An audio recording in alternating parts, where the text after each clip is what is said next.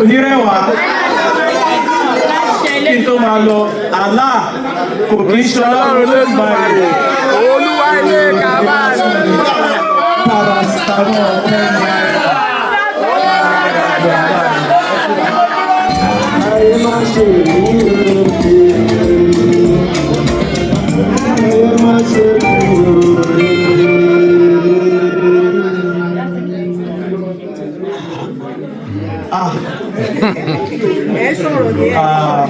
Mo kí gbogbo ẹ̀yin bàbá mi ìyá mi tẹ́ wà lórí ìjókòó. Inú mi dùn gidi orí mi dẹ̀ wù bí wọ́n ṣe yẹ́ mi sí nígbà tí mo dé inú mi dùn gan kí n lè parọ́ fún yín. Mo wá fi ń dá yín lójú wípé a máa bá wọn ta tán délẹ̀. Nǹkan kan ò ní ṣe wá, nǹkan kan ò jẹ́ ní ṣẹ̀yìn náà ní agbára Ọlọ́run ló fún wa rẹ̀. Ọ̀rọ̀ pọ̀ bọ̀ sí ojú tí mi gbọ́ sí. Anyway,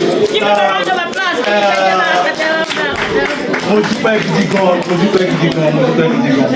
Mo dẹ̀ fi ń dá yín lójú wípé a lè dojú tì yín. Wọ́n ti gbówó wá, mo ti adẹ̀ tí ìfìgbà kan sọ mo yàn fáwọn èèyàn ti máa gbọ́, wọ́n ti gbówó wá, wọ́n ti mẹ́sẹ̀jì wá pé èlò gan la fẹ́ ká dá owó nǹkan tá à ń ṣe dúró. Rárá o pé a ṣẹ̀ṣẹ̀ bẹ̀rẹ̀.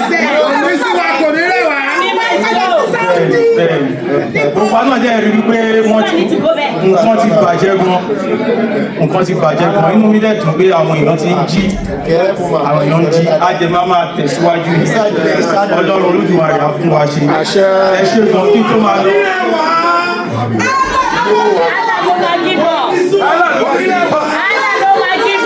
Kò ní sú wa, kò ní rẹwà